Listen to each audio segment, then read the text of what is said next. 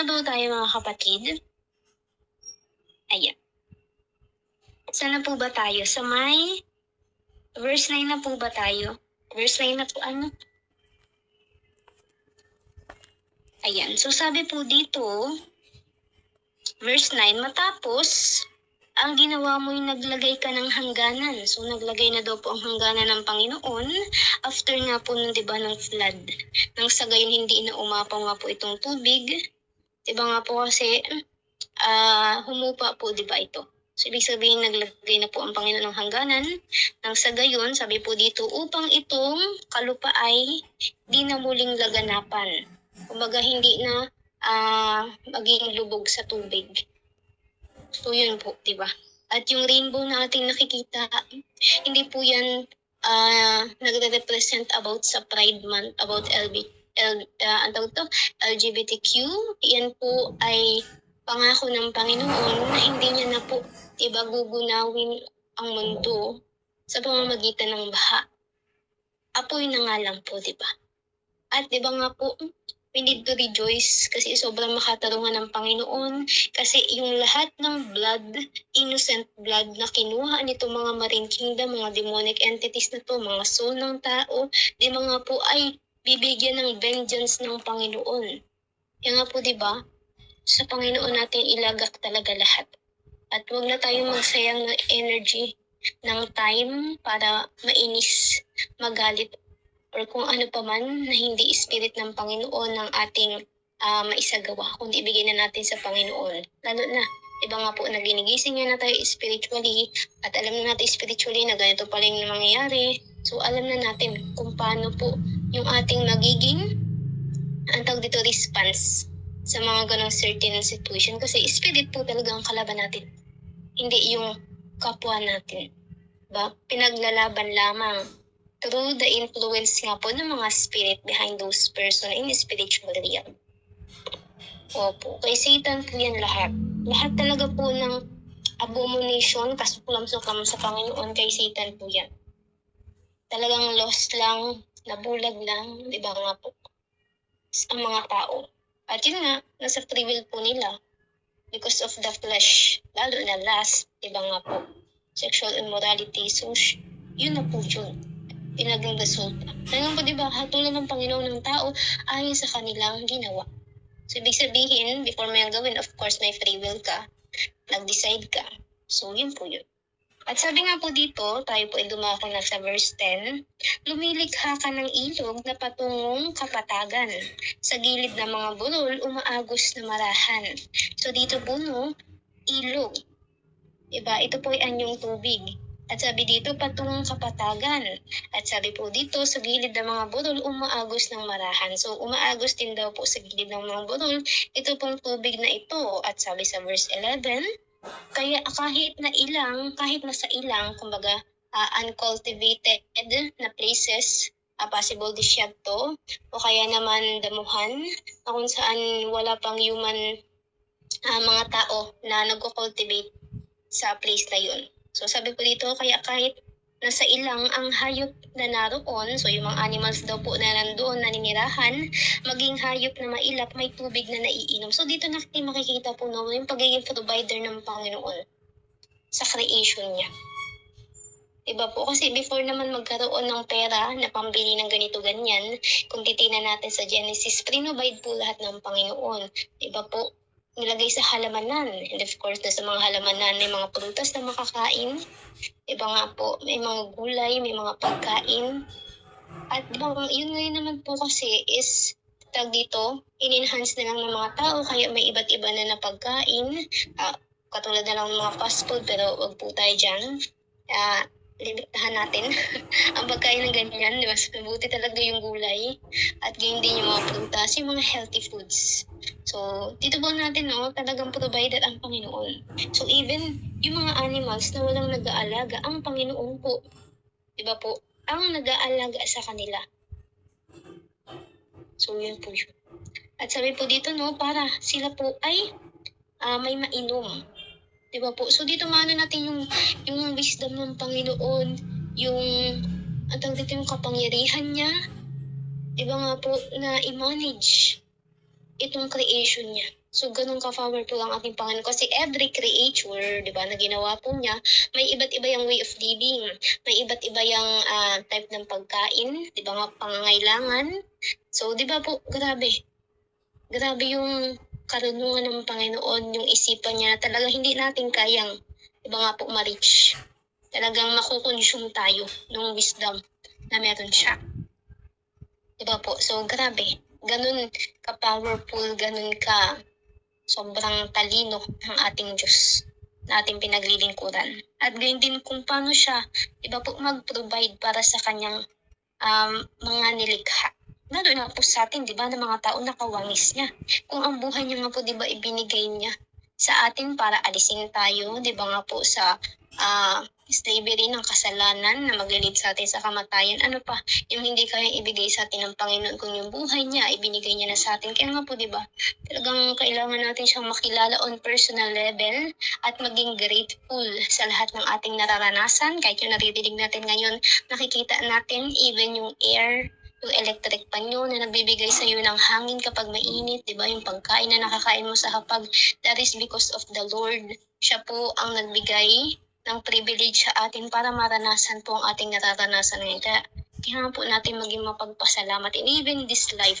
Kasi kung hindi, tas bigla tayo namatay at hindi tayo, di ba nga po, nakapag-repent na buhay ng holy, ng ayon sa kalooban ng Panginoon, wala na po, lagapak na tayo sa hell.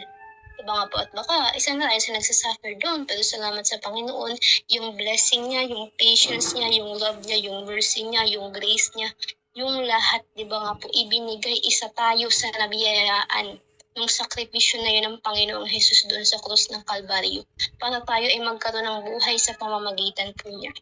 Di ba po? So, grabe. Sabi nga dito sa verse 12, sa naroong kakahuyay umaawit na masaya. Mga ibon nagpupugad sa malabay nilang sanga. So dito natutuwa po ako kasi yung mga ibon nagpupuri sila sa Panginoon. And even yung mga trees, di ba nga po kasi limited na naman tayo, hindi natin maririnig yan. Even them, nagpupuri sila sa Panginoon. Even the sea, everything na creation ng Panginoon. Talagang tao lang yung matigas. Di ba nga po na yung grabe po kasi yung tawag dito, yung grace ng Panginoon ay pinibigay kaya naaabuso naman po ng mga tao.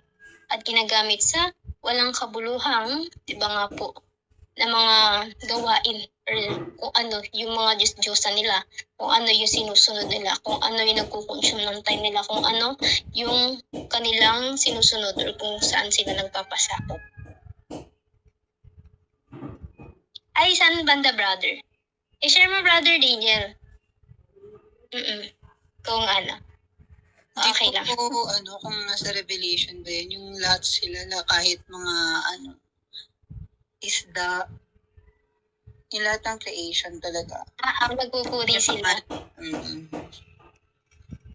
Ayun. Kasi parang nasa Revelation din natin. Praise God. Di ba po? Sumasayaw pa sila. Totoo yan, nanay. Kaya kapag nga po, di ba, talagang nagmasid tayo sa creation ng Panginoon, talagang nagpupuri sila. Sa Diyos, hindi man natin naririnig. Pero di ba nga po, dahil dito sa Word of God, nalaman natin. Even yung mga birds, even yung, ang tawag dito, yung mga trees, yung creation ng Panginoon, even the sea, iba po talaga nagpupuri sila. At katulad nga po ng nabagay ni Brother Daniel, yun nga po, ay hindi lang totally sure kung sa Revelation po. Pero yun nga po, nasa salita po talaga ng Panginoon. Napakinggan ko din yung brother, tapos para nabasa ko siya, limot ko nga lang din kung saan banda. Kasi ang naaalala ko po is mismo yung Word of God. Nalilimutan ko po yung mismo book. Pero ganun pa man, ang Panginoon na po ang patuloy na magpaparasas niyan. Nang sa ganyan sa sunod ay matandaan na natin kung saang book nang sa ganun, di ba po, mabasa niyo rin. Sabi nga po dito, verse 13, magmula sa kalangitan, mga bundok ay nadilig. So nagpapaulan daw po ang Panginoon, di ba po? Yung ulan na atin pong nararanasan, di ba po, ayan po ay blessing. Kasi, ang tawag dito, after ng ulan mga kapatid, observe niyo yung mga halaman. Diba? Parang sobrang saya nila. Doon pa lang sa tuwing parang walang ulan, diba? Parang lupaypay sila.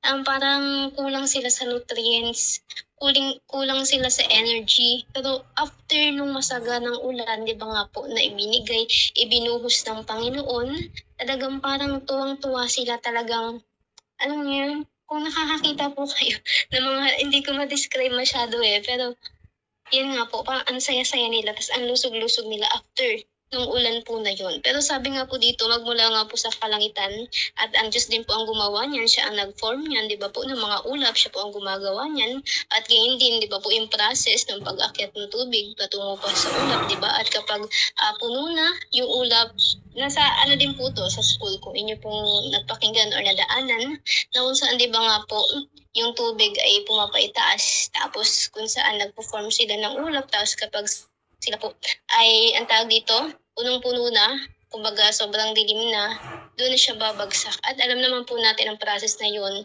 ay gawa po ng Panginoon, wala pong iba. Diba po? Lahat po, diba, ng ginawa ng Panginoon may purpose talaga. Yun po yung naano ko dito sa mga awit 104, na kung saan lahat ng ginawa ng Panginoon may purpose. So, ibig sabihin tayo din, mas lalo na tayo may purpose tayo. At iba nga po, kung susunod na tayo sa Panginoon, malalaman natin yun, kung magiging obedient lang tayo sa Kanya, at magiging willing po tayo. Yun po, yung water vapor, Brother Joe. At sabi nga po dito, ayun, mga bundok ay nadilig, tapos, ibinuhos ang pagpapalat lumaganap sa daigdig. Amen. At iba nga po, hindi lang yung mga halaman na nasa kabundukan, even, di ba po, dito sa atin, sa paligid natin, yung mga halaman natin, yung mga tinanim natin, or even hindi natin tinanim, even mga damo nga po, di ba, ay nababahaginan din. Di ba nga po, nitong blessing na ito na mula sa Panginoon. Itong ulan po na ito, at lalo na di ba po, sa mga magsasaka, sa mga nagtatanim, napakahalaga po nito. Kasi iba po talaga kapag yung tubig na ginamit sa halaman, yung tubig na natanggap ng halaman ay buhat talaga sa pag-ulan. Iba po talaga yung resulta sa kanila. Hindi ko po ma-explain kung ano yun, pero based sa observation ko, kapag after talaga ng ulan, yung growth ng mga halaman, mas mabilis po sila. Talagang may something. Di ba po? Ang Panginoon po kasi ang nagpapatubo at nagpapalago sa mga halaman. At di ba nga po sa atin din? Kasi di ba nga po, kung mababasa natin sa Word of God, tayo ay din is plant na itinanim ng Panginoon. Di ba nga po yung Holy Spirit, yung water, di ba? At yung Word of God. At gayon din, di ba nga po, the more na tayo ay may water, may Word of God, di ba nga po, na natatanggap as a plant, tayo ay lumalago. Di ba nga po, yung mga roots, di ba nga po, mas lumalalim, yung stem, di ba nga po, mas tumatatag, mas tumitibay, nadadagdagan, di ba nga po, ng mga dahon, at gayon din, after that, namumulaklak at namumunga. So, dapat lagi po, di ba, may presence ng tubig. Kasi kapag ng isang halaman hindi mo diniligan, mamamatay po yan. Kasi even sa disyerto, yung mga cactus, may tubig pa rin po sila. Tubig pa rin po ang reason kung ba't sila nabubuhay. Pero yun nga po, dahil dun nga sa weather na kanilang, kung saan sila nabubuhay is, di ba nga po, bihira ang pag-ulan. So, dito para sila maka-adapt, kailangan nilang ma-reduce yung pag-loss ng water sa kanila. Kaya nga po, di ba, yung kanilang mga stem ay dito may vacuum na tinutukoy or tinatawag na kung saan doon sila nag-iipon ng tubig nang sa gawin masustain na hindi mamatay. So yun po, at ganun din yung top roots na kung saan naghahanap ng tubig sa pinakailalim nang sa gayon, di ba po, pag nakahanap, yun naman po yung magbibigay sa kanila ng tubig. So talagang laging merong tubig para magkaroon ng life form. Laging may tubig, hindi po pwedeng wala. Lagi dapat meron talaga. So yun po. So ganun din po, no? Kung wala yung Holy Spirit sa mga buhay natin, talagang patay tayo spiritually. Diba nga po? At kung hindi tayo magising, diba nga po sa panawagan ng Panginoon, maano na lang natin yung sarili natin na nakahiga na talaga totally sa kamatayan at sa internal na damnation, diba nga po, at pagkasunog at paghihirap ng ating mga kaluluwa. Kaya nga po, diba ngayon pa lang, talagang ipagamit na natin yung buhay natin sa Panginoon kasi sabi ng Diyos, di ba nga po, kapag nawala yung buhay natin dahil sa Kanya, sa pagsunod sa Kanya, magkakaroon tayo ng buhay sapagkat siya ang magbibigay sa atin. Pero kapag di ba nga po ginamit natin sa walang kabuluhan, mamamatay tayo physically at spiritually. So yun po yun. Kasi nga po di ba ang Holy Spirit ang tatak, di ba po, ng redemption sa atin. So kung wala tayong Holy Spirit, hindi tayo mabubuhay. Kung tayo man ay mamatay before dumating ang Panginoon or kapag dumating na po siya. So sabi nga po dito, balik po tayo mga kapatid. Ayan, so sabi sa verse 14, tumubo ang mga damong pagkain. So di ba, una, di ba nga po, presence of water, diba, sa verse 10, ilog, and after that, diba nga po, presence of water pa din na kung saan ang Panginoon talaga nagpo-provide, diba po, mula sa kalangitan, diba, yung mga ulap nagbibigay, nagbabagsak, diba po, ng ulan, siya lumalaganap sa daigdig para diligan. Of course po, yung mga halaman, and even us, diba, tayo ng mga tao, ay, dito, nakikinabang din tayo dyan. Diba nga po, lalo na kung isinasahod nyo yung mga drum sa bahay nyo or timba, diba po, na siyang magagamit nyo din naman po. So, ganun pa man, sabi po dito, diba, sa verse 14, tumubo ang mga damong pagkain, so pagkain naman. So, dito natin maano po, no, ang Panginoon talaga ay provider. Sobrang provider po ng Panginoon. At sabi po dito, tumubo ang mga damong pagkain ng mga baka, mga animals po. Nagkaroon ng halamang masaganang namumunga na siyang pwede din pumakain ng mga tao, di ba nga po, mga ibon, ng mga animals. Ano pat, ang mga tao ay may pagkaing nakukuha. Amen. Talagang dito talaga po, no, yung pagiging provider talaga ng Panginoon. Kaya nakaka-amaze talaga. At yung wisdom niya, yung power niya, di ba nga po, para gawing or panatilihing in order ang mundong to. Kasi kung wala po talagang presence, ang Holy Spirit dito sa atin, talagang wala na, sinugod na tayo ng kingdom of darkness. But because of the force ng Panginoon, ng kapangyarihan ng Diyos, di ba nga po, ay nananatili pa rin kahit papano. Di ba nga po, ay may kapayapaan because of the presence of God. Nasa specific region na yun at lalong-lalo na nasa taong yun. Sa loob ng taong yun at siyang pumaprotekta sa soul ng taong yun. At sabi nga po dito, verse 15 na po tayo, mayroong ubas na inumin, kaya tao'y masasaya. May langis pa ng ulibong nagdudulot ng ligaya. Pero sa ESD version, yung about dito sa langis, parang pampahid po siya sa balat. Skincare. Ano yung skincare siya? So sabi naman po dito, at tinapay na pagkain pampalakas sa tuwina. Di ba po talagang prinobide na lahat ng Panginoon. Doon pa nga lang po, di ba, sa Genesis, yung Garden of Eden, di ba nga po, grabe na. Ano pa kaya itong New Jerusalem, di ba, na atin pong nilulook forward. Kaya di ba nga po talagang tiis-tiis lang mga kapatid, kapit lang tayo sa Panginoon, kahit man minsan tayo ay nasusubok talaga, so balik lang tayo sa Panginoon at maging be honest lang po tayo sa Kanya at magpatulong tayo sa Kanya lagi. Kaya nga po, di ba, childlike faith. May pang-massage. Di ba, even doon sa Old Testament, nalimutan ko lang kung kay King David ba yun? Yung langis ay pinapahid. Even kay Esther ba? Di ba po, talaga may ipinapahid sila. Di ba, may pampalambot ng kanilang mga balat. Di ba, lotion. Di ba, panghilot. Yung kulay green. Di ba? Ang galing, talagang alam ng Panginoon kung ano yung kailangan po natin. Diba? At ganun din yung mga animals. Kung mga animals, yung mga halaman, nagpo-provide ang Diyos. Diba nga po, ng tubig, ng pagkain, tayo pa kaya.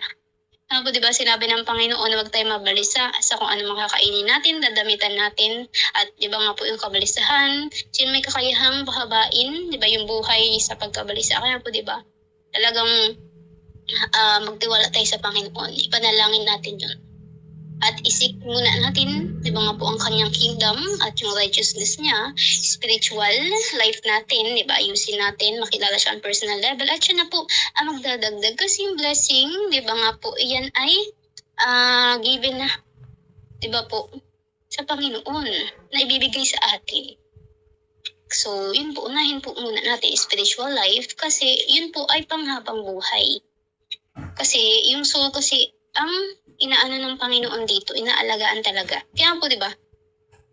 Nalimutan ko ng isang book pero sa New Testament, siya po ay tagapag-alaga ng ating kaluluwa. So mas mahalaga po kasi yung kaluluwa natin kesa sa mga needs ng katawan natin dito sa mundo dahil itong katawan na to, body lang natin to. Diba po, para ito ay tahanan lang or tolda or parang tent, diba, ng ating soul. So ito may iwan to dito. Pero yung soul natin yun ang harap sa hukuman ng Panginoon at yun ang tatanggap, diba nga po, ng parusa, it's either hell or reward na kung saan kasama po ang Panginoon. Kaya diba, seek His kingdom first. Yung kaharian niya muna, which is the holiness of your heart. At yung righteousness, pamumuhay ng makatuwiran. Diba nga po, katulad ng Panginoong Jesus, kung paano siya namuhay dito, at idaragdag niya na daw po ang lahat ng bagay. At pangako yan ng Panginoon, salita niya po yan, at gagawin niya po yan. Kaya nga po, di ba, pangahawakan at maaasahan ang salita ng Panginoon. Ang kailangan lang po talaga natin ay faith, kasi nga, katulad ng nababanggit ni Ate Din, yung faith ay parang siyang currency, yung pera. Di ba nga po, na pang-exchange doon sa ating ipinagpe-pray or ating inaasahan. Diba, parang kapag nagbili ka sa tindahan, diba nga po, bibili ka ng something, so of course nagbibigay ka ng bayad, at yung in-order mo, yun din naman yung ibibigay sa'yo. Parang ganun din po yun mga kapatid. So sabi nga po dito, verse 16, ayan na sa 1 Peter daw po. Yan ba yun, Ate Lynn, yung sa tagapag-alaga ng kaluluwa? Yan po ba yun? Ayun, amen. For 1 Peter chapter 4 verse 19, therefore let those who suffer according to God's will entrust their souls to a faithful Creator while doing good. Amen. Praise God. Talagang nakakatuwa yung salita ng Panginoon. Kailangan lang po talaga nating tawag dito, i-acknowledge yung mga salita na ating nababasa. At gayon din talagang ma-amaze tayo sa kapangyarihan ng salita ng Panginoon. At ayun. So sabi nga po dito verse 16, ang mga kahoy ni Yahweh masaganang nadidilig. Mga sidab ng Lebanon, kayo mismo ang nagtanim. So kumbaga yung mga cedar, iba nga po sa Lebanon, na siyang ginagamit nga po, di ba? Lalo na sa templo ng Panginoon, kung nabasa niyo po, sa may First Kings po ba yun? First Kings, diba nga po, yung pagtatayo ng templo, kapanahonan ni Solomon, isa po yan sa ginamit, diba nga po yung kahoy ng cedar. At yun po, matibay po iyan, at tumataas po yan. Diba? Tapos, pero, ang kagandahan po dito sa puno ng cedar, ay yung root niya po, talagang sobrang lalim ng pagkakapit sa lupa.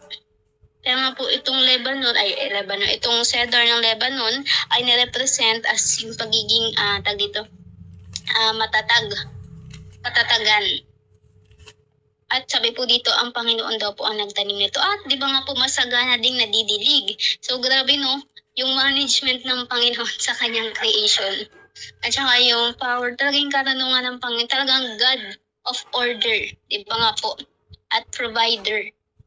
Diba po? Alam ng Panginoon ang pangangailangan ng bawat creation niya. Amen. At sabi nga po dito sa verse 17, sa malagong mga puno at malabay nitong sanga, mga iboy nagpupuga doon sila tumitira. Diba? Even yung mga ibon, diba nga po, ay binigyan ng Panginoon ng matitirahan. Diba po, ng dwelling place. At diba nga po, katulad na banggit kanina, sila din po ay nagpupuri. Diba, nagpupuri ang creation ng Panginoon. Talagang dito po, no, provider ang Panginoon. Siya nagpapanatili ng kaayusan. Diba nga po, ng kanyang creation, alam niya yung pangangailangan. Diba po, ng kanyang mga nilikha, at lalong-lalo na po natin. Diba nga po, nakawangis niya. Diba nga po, na ginawa niya sa kanyang likeness, yung mga pure po na tao. Hindi po yung mga defiled na katulad ng nabanggit kanina. Talagang pure. Talagang created, diba? By the hands of our God.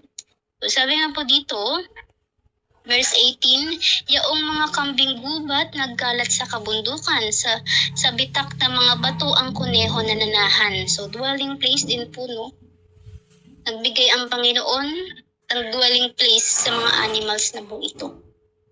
At sabi po dito, verse 19, ang buwan ay nababatid sa buwan ding iyong nilikha. Araw naway lumulubog sa oras na itinakda. At kung mababasa po natin sa ASD, itong sa verse 19, sinabi po dito mga kapatid, wait lang po ASD. Ayan. Verse 19, so sabi po dito, lilikha niyo ang buwan bilang tanda ng panahon at ang araw ng may lumulubog sa oras na inyong itinakda. So, di ba nga po yung buwan, di ba? Katulad nung nasa Genesis din po, di ba? So, after, di ba nga po nung isang araw, di ba? Of course, lumubog na yung buwan and after nung buwan na yun, di ba? After nun matapos, another day ulit. At ganoon din yung ang tawag dito. Di ba po kasi sa buwan, minsan full moon, minsan half, di ba po? So, may mga, alam ko po may mga ibig sabihin din yung lalo na sa mga mangingisda. Kasi usually dun po tumitingin yung papa ko about sa kung ano yung parang susunod na magiging way of fishing niya. So, may something din po talaga dun sa buwan na kung saan parang season. Yun nga po yung nagbibigay kung anong season yung ngayon. At ganun din po kung ano yung magiging paggalaw ng dagat. Kasi meron din pong ano yun may connection din. Yung shape ng buwan sa paggalaw ng dagat or yung mga paggalaw ng mga tawag dito, mga living things doon sa dagat, lalo na yung mga isda. Yun po. Kasi may mga season po nung mga isda na kung saan lumalabas sila, minsan naman nakatago. Minsan about sa mga crabs, minsan about sa pusit, minsan about sa mga tropical na mga fish. So, yun po yun. Ayun, katulad ng sunflower. Hanggang, di ba, sumusunod sa araw. Amen. Di ba nakakatuwa yung creation ng Panginoon? Sobrang perfect ng Panginoon talaga. Sobra. At sabi nga po dito, araw na may lumulubog sa oras na itinakda.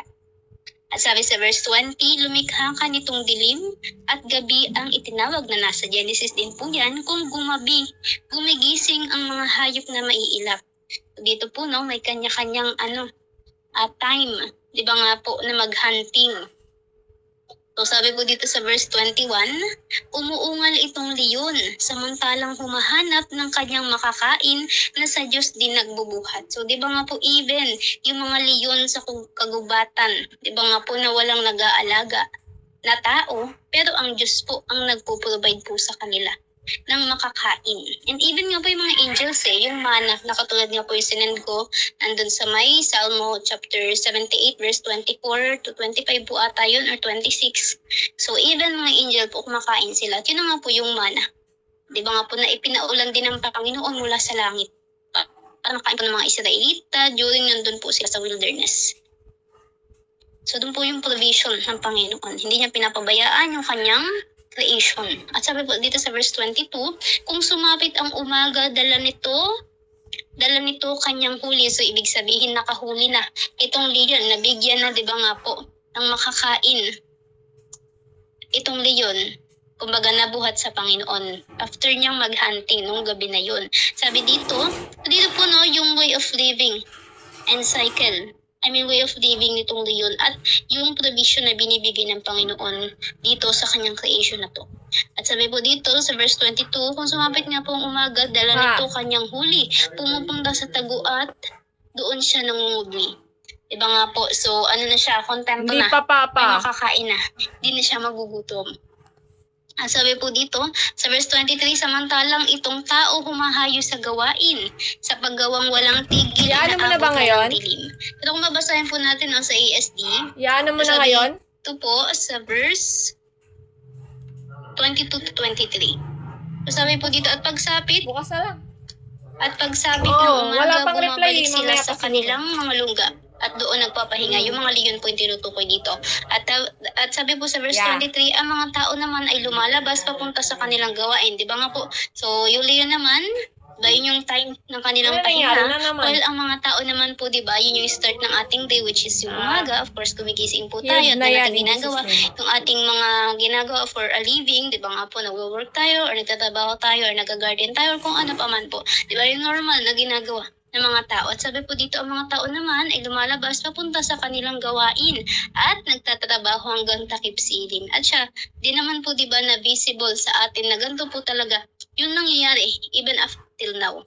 So talagang tunay at maasahan ang salita ng Panginoon. At sabi po sa verse 24, sa daigdig ikaw Yahweh, kay rami ng iyong nilikha. Amen. At iba nga po, even though sobrang dami ng nilikha ng Panginoon, di ba, sa dagat, sa kabundukan, yung mga tao, yung mga birds, yung mga plants, di ba? Lahat ng yun po ay na-handle niya at lahat ng po niya ay bibigyan niya, di ba, ng pangangailangan ng mga ito. Di ba po, inaalagaan niya. Even though, di ba nga po, walang, tulong ng tao, only Him.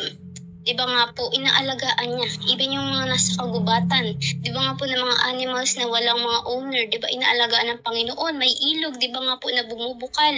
Nagpapadilig po siya, di ba? Nagdidilig siya dun sa mga halamanan, nasa gayon tumubo, di ba mamunga, at may makain din. Di ba po yung mga animals sa kagubatan, at yun nga po, di ba? At tulad na lang nabanggit kanina, yung ilog, di ba nga po, na bumubuhos. Di ba nga po, sa gilid ng mga burol, di ba yung ilog na yun, ay doon naman umiinom. Ito pong mga animals din na nasa kagubatan. So, diba, grabe yung time management ng Panginoon dito sa bagay na to at yung pag-handle niya at yung provision niya. At talagang alam niya kung ano yung pangangailangan ng creation niya. At sabi po dito, pagkat ikaw, yan yung sinabi ni God kay Adam nung pinaalis sa Garden of Eden. Ay, alin yung Sister Rem? Pwede niyo pong i-share, sis.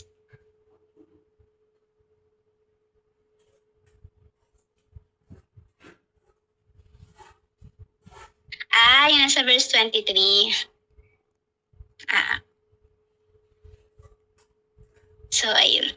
So, sabi nga po dito, sa verse 24 pa din po tayo, pagkat ikaw ay marunong kaya ito ay nagawa. So, ibig sabihin po yung karunungan ng Panginoon, di ba nga po na hindi natin matarok? Talagang hindi natin ma-reach. Sobrang lawak, sobrang lalim. Sa dami ng nilikha mo'y nakalatan itong lupa. Diba sa sobrang daming creation niya, lumaga na po dito sa mundong ito. Diba nga po mga plants, mga animals, diba nga po mga birds, mga fish, mga tao. Kumbaga lumaga na po dito sa lupa or dito sa mundo.